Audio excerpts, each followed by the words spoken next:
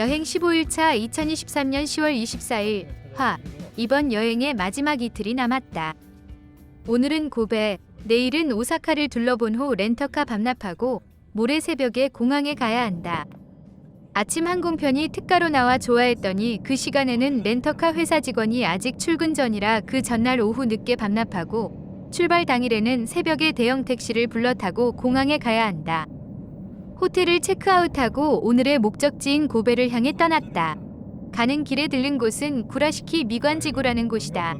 아름다운 마을로 소문이 나서인지 외국인들 모습이 많이 보인다. 이번 여행에서 보니 일본 사람들이 아름다운 마을이라고 하면 중세적인 동네 모습이 남아있고 동네를 돌아 흐르는 물길 위에 뱃사공이 삿대로 운전하는 배가 왕래해야 한다. 이 마을처럼 동네 골목을 인력 거꾼이 손님을 태우고 달리면 모양이 더 살아난다. 이 마을 뒤편 계단을 올라가면 관룡사라는 절이 있다. 규모가 크지는 않지만 정원이 잘 가꾸어진 아담한 절이다. 절에서 내려오다 보니 마을 공민관이라는 건물이 있었다. 마을에 행사나 공연도 하고 회의도 하고 기상이변이나 재난, 위급 상황에 따라 세대별 대피하는 요령을 지침으로 홍보하는 등 다양한 일을 하는 듯했다. 우리의 구민센터 정도 될 것 같다.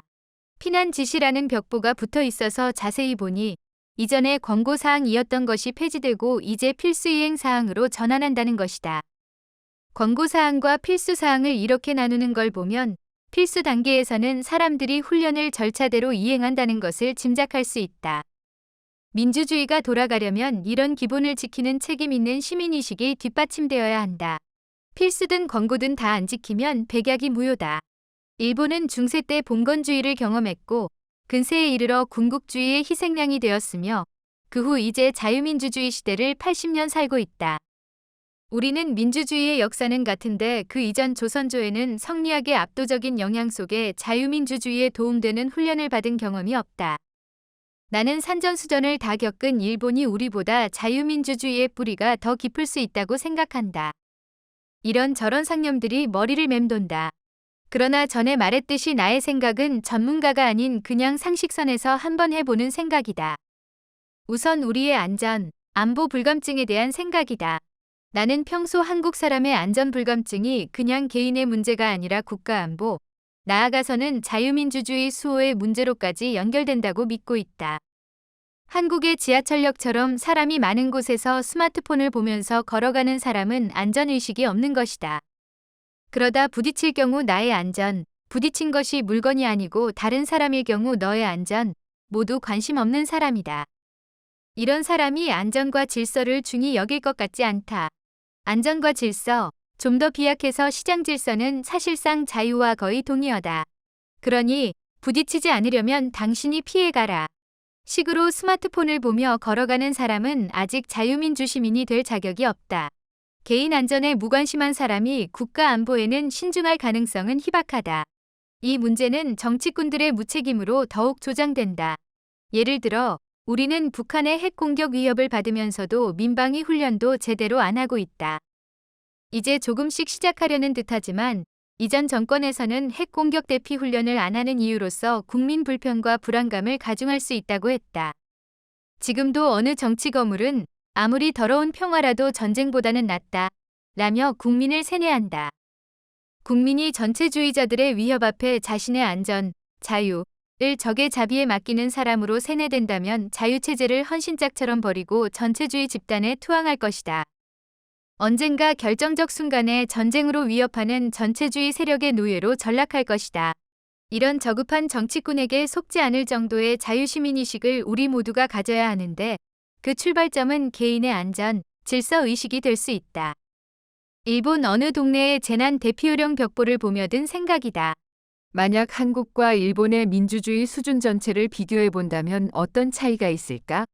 잘은 모르겠으나 한 국가의 민주주의 수준을 생각해 보려면 국민 개개인이 자유민주주의를 할 만한 시민으로서 어떤 자격을 갖추고 있는지, 그리고 나아가 정치 제도로서의 민주주의가 돌아가는 모양새의 두 차원이 있을 것 같다. 개인 차원에서 두 나라를 비교하는 말들이 많다. 그 중에서 일본인은 개인을 보면 한국인에 비해 나을 것이 없어 보이는데 전체적으로는 우월하다 라는 말을 언젠가 들은 적이 있다. 한국 사람이 일본 사람에 비해 다소 제멋대로여서 통일성이 부족하다는 의미인 듯하다. 그러나 이런 특성은 자유민주주의를 발전시키는데 오히려 장점이 될 수 있다. 왜냐하면 한국인이 개인의 실존과 존엄한 자유를 더 생각한다는 뜻이 될 수도 있다. 다만 지난 경험을 보면 한국인에게는 광우병 사태나 세월호처럼 어떤 정치 세력의 선동에 너무 쉽게 휩쓸리는 성향이 있다. 일본인들이 오래 전 군국주의 시대에 경험한 것을 우리가 이제 겪고 있는 것일지도 모른다. 그렇다면 정말 큰일이다. 엄청난 희생을 치르고서야 바로 잡힐 문제이기 때문이다. 제도 차원에서 민주주의라면 무엇보다 대의제를 생각할 수 있다. 우리에게 이 부분은 아직 갈 길이 멀다. 선거구별로 유권자의 대표를 의회에 보내서 국정을 논하게 하는 제도가 대의제이므로 올바른 사람이 대표자로 선발되는 프로세스가 작동해야 한다. 이번 여행 중에 보니 일본 의회와 지자체 중 보궐선거가 있는지 선거벽보가 붙어 있었다. 지난번 이세반도 위쪽에 있는 고모노 마을을 들렀을 때 이 회장님이라는 선배분의 이야기를 조금 했었다. 그분은 앞에 소개한 일본 역사인문의 김용선 원장의 중 1대부터의 중마고우다. 이분은 젊어서 사업으로 성공하고 은퇴 후에는 한국청소년도서재단을 설립하여 시골 학교, 전방 부대 등에 지속해서 책을 보내주는 일을 해오고 있다. 이분의 인생 버킷리스트 중에 은퇴 후 안식년을 유럽과 일본에 각각 1년씩 살아보는 것이 있었다. 그 계획을 실행할 수 있도록 일본의 아파트를 구할 수 있게 도와준 분이 김용선 원장이다. 그 이야기 속에 일본의 대의제를 엿볼 수 있는 대목이 있다. 김용선 원장은 아주 고급스러운 일본어를 하기로 유명했다. 그분이 대기업 사장 시절 일본에서 사업차 출장 온 일본 사람들은 김용선 원장과 대화하고는 모두 그의 인품과 품위 있는 일본어에 감탄했다. 그러니 일본에 친한 사람이 많았다. 그중 한 사람으로 고모노 지역에서 지자체 의원으로 출마했던 어떤 기자가 있었다. 김용선 원장이 그 후보자의 부탁으로 선거 유세를 해준 적이 있다고 한다. 외국인의 정계 출마에 뭐라고 말했는지 궁금했다. 자세히는 모르겠지만 지원 유세 내용 중 이 후보자가 외국인인 나에게 유세를 부탁할 정도로 글로벌 마인드가 있는 사람이다. 지금 당장은 지역 의원이지만 나중에 중앙무대의 중의원으로 내보내야 할 사람이다. 라고 했더니 모였던 군중이 박수치고 고개를 끄덕였다고 한다. 그 사람은 무난히 지역 의원에 당선되었고 그 후로도 김용선 원장과 친하게 교유했다. 그런 인연으로 자신의 절친이 조그마한 아파트를 얻어야 했을 때 현지인의 보증을 그 지인을 통해 해결해서 거처를 마련하게 되었다. 나는 그 대선배님들과 3년 가까이나 몽테뉴에서 읽기 독서회를 한 인연이 있다. 이 회장 이재야의 몽테뉴 전문가여서 덕분에 나도 몽테뉴 애독자가 되었다. 이런 인연으로 이 회장님의 초청으로 고모노의 온천을 다녀오게 된 것이다. 이야기가 샛길로 빠져 길었지만 일본에서는 지역의원을 뽑는데도 선거유세를 했다는 것을 알 수 있다. 이렇게 지역에서 유능한 사람으로 인정받고 열심히 활동해서 나중에 중앙의 중의원으로도 나가는 이런 뿔뿔이 민주주의가 되어야 한다. 한국은 중앙당 밀실에서 공천하고 지역구의 선거권자들은 그 과정에서 그 사람이 왜 공천받았는지 알지도 못한다. 한국 민주주의가 아직 멀었다는 것을 알 수 있다. 한국은 이념도 없고 가치관이 무엇인지도 모르는 사람들이 이전에 판검사, 변호사했다는 경력을 내세워 국회의원이 되고 당권을 잡는다. 이런 인생 이모작으로 정치하는 사람들은 도무지 지역에서부터 젊은 정치가가 자라나는 것에 관심도 없다. 한국의 풀뿌리 민주주의는 갈 길이 멀다.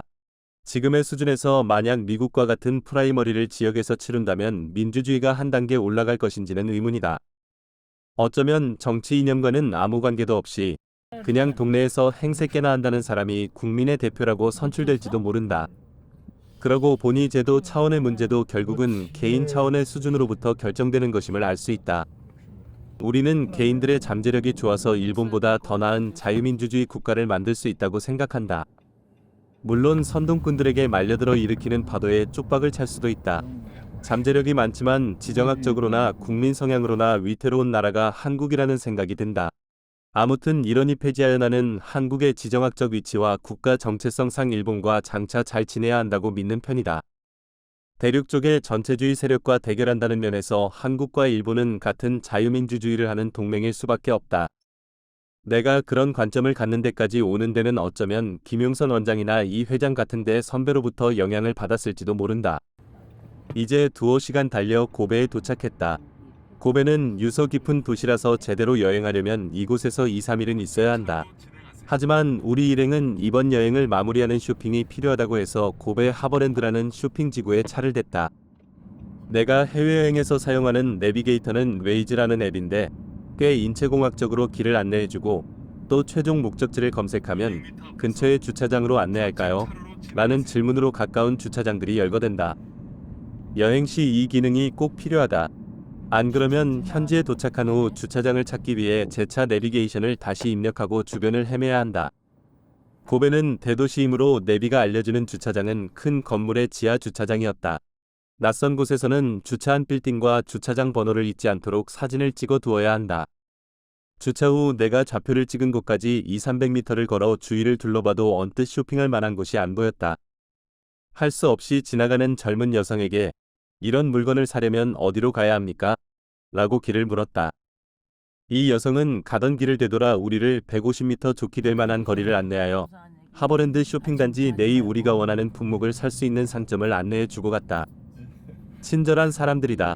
이 건물은 식품, 드러그스토어, 전자제품 할 것 없이 모든 것이 다 있고 대규모여서 이곳에만 오면 무슨 물건이든 반드시 살 수 있다. 흐뭇한 마음으로 고베 시내에 있는 호텔에 도착했다. 내일 여행 마지막 날 하려고 했던 쇼핑까지 단시간에 다 했으니 마음이 편하다. 내일은 조금 쉬면서 오사카 시내나 둘러보려고 한다.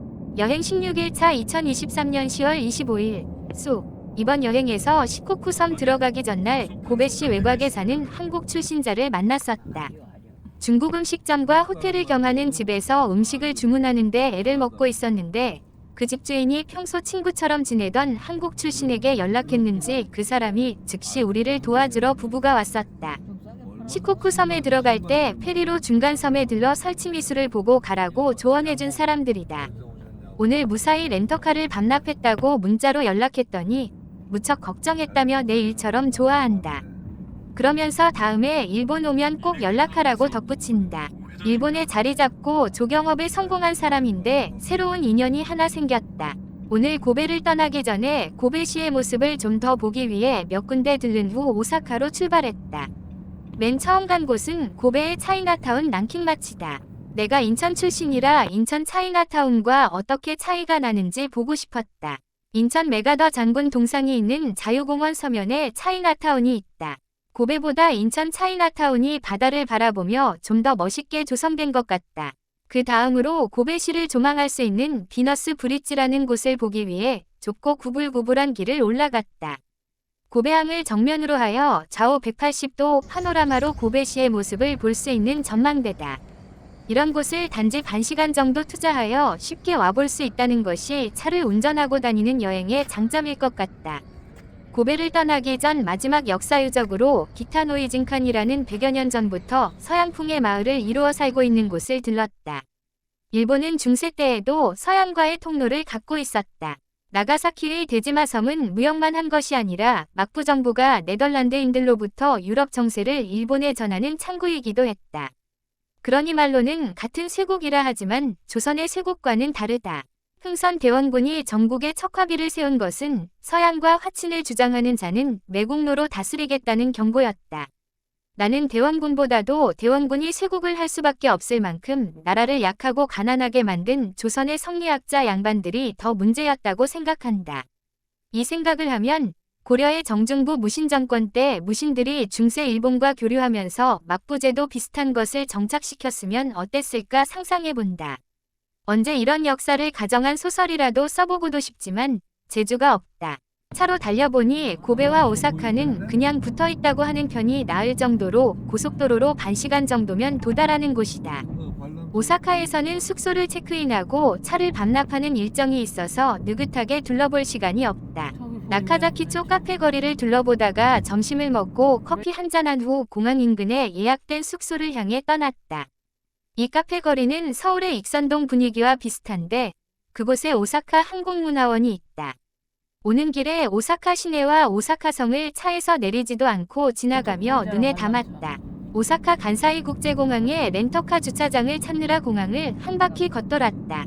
그래도 이 정도는 양호한 편이다. 처음 가는 공항의 접근로는 늘 헷갈린다. 차를 반납할 때 차 상태를 체크하는 렌터카 회사 여직원이 우리가 3,710km를 주행했다고 알려주며 어디를 다녀왔냐고 놀란 듯이 물었다.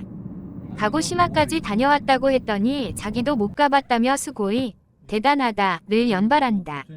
하루 평균 230km면 한국 관광객이 렌터카 했을 때의 평균 수준이겠지만 일본 사람으로서는 너무 많이 달린 듯하다. 여행 비용은 우리 부부 합쳐서 460만 원 정도 들었다. 두 부부가 집에 있어도 160만 원은 쓴다고 치고 순비용으로 300만 원 들었다. 지난 경로 중 산길과 외길 등 생각하면 약간 무모한 코스도 덜어 있었다. 내비게이션이 그런 길로 안내하니 닥치기 전까지는 그 정도로 험한지 알 수도 없다. 하지만 무사히 차를 반납하고 호텔에 돌아와 맥주 한잔하니 고생은 잊혀지고 재미있는 여행이었다는 생각이 든다. 내일은 새벽에 택시로 공항에 가서 1시간 50분 비행 후 복귀한다. 일상으로 돌아가려면 2, 3일 걸릴 것 같다.